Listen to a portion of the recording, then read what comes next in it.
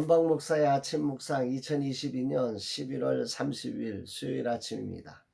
이제 11월 달의 마지막 날입니다. 오늘도 골로새서 3장 18절로 19절 말씀을 통해서 전심으로 아내를 사랑하라 이런 제목으로 말씀 묵상의 은혜를 나누겠습니다. 2022년이 이제 한 달 남았습니다. 내일 있을 종강부흥회를 끝으로 목회상 한 학교도 마칩니다. 오늘은 유혜연 강사님이 진행하는 우리들의 인생 수업 강의가 있습니다. 소중한 자기 발견의 시간이 되기를 기도합니다. 다양한 일들이 우리를 공격하지만 우리는 묵묵히 주어진 자리를 지켜보며 주님을 신뢰하고 한 걸음씩만 나갑니다.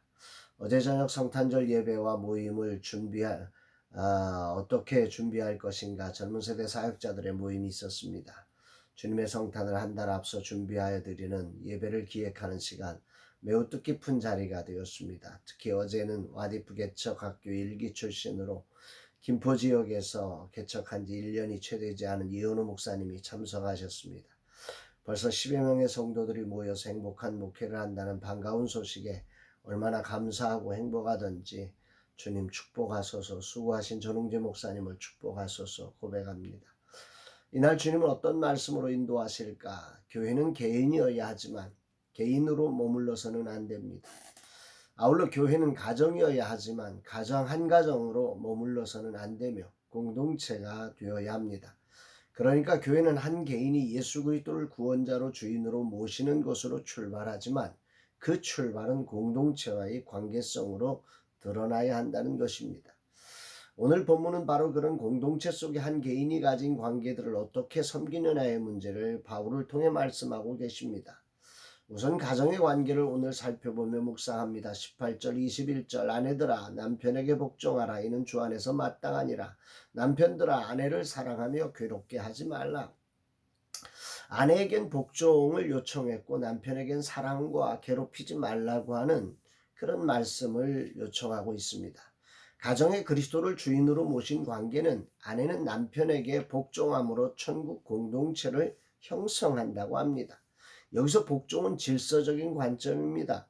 메시지 성경은 이 부분에 대해서 이런 번역을 하고 있죠. 아내 여러분 남편에게 순종함으로 남편을 이해하고 지지해 주십시오. 그것이 주님을 영화롭게 하는 일입니다. 하나님께서 먼저 세우신 남자의 자리를 이해해 주고 지지해 주라는 것이 남편에게 복종하라는 말의 의미입니다. 이런 관계를 세울 때 주님을 영화롭게 하는 것이라 말씀하고 있습니다. 근자의 많은 가정이 깨지고 있습니다. 대화도 없고 관계도 없는 그런 가정이 생겨나고 심지어 가정의 존재 의미조차 사라지는 시대가 되어버렸습니다. 1인 주거 시대가 대세로 자리 잡으며 굳이 가정을 이루지 않는 삶을 추구합니다. 참으로 안타까운 시대입니다. 아마도 가부장적 사회의 부정적 이미지에 대한 저항이 아닌가 싶습니다. 두 번째로 남편은 아내를 사랑하고 괴롭히지 말라고 합니다. 메시지 성경은 이 부분을 이렇게 번역합니다. 남편 여러분 전심으로 아내를 사랑하십시오. 아내를 속이지 마십시오. 남편은 아내를 사랑하여 인생의 쓴맛을 느끼지 않도록 하라는 것입니다. 자신을 믿고 따르는 아내를 전심으로 사랑하여 보호하라는 뜻이지요. 하나님을 믿는다는 것은 하나님이 보내주신 사람을 사랑으로 보호하여 행복을 누리도록 하는 것입니다. 아멘입니다. 오늘 저는 남편으로서 이 아침 이 말씀을 집중적으로 묵상하게 됩니다. 남편은 아내를 하나님이 보내신 소중한 존재로 존중하여서 구별된 사랑으로 보호해 주어야 합니다. 그저 에로스적인 자기만족을 위한 사랑이 아닙니다. 여기서 말하는 사랑은 상대에게 초점이 있는 사랑입니다. 돌아보면 이런 사랑을 알지 못하고 결혼했습니다. 결혼하고 바로 목회를 시작하여 나의 아내는 아내이기 전에 사모가 되어야 했고 나도 그렇게 아내가 아닌 사모로서 아내를 대했던 순간이 많았습니다. 남편의 사랑의 보호가 필요한 아내가 먼저 되어야 하고 그 다음 사모로서의 직분을 감당해야 했는데 말입니다. 사랑이 아직도 서툴고 초보 운전자 같은 내 모습이라 여전히 이 부분에서 그저 고개가 숙여질 뿐입니다.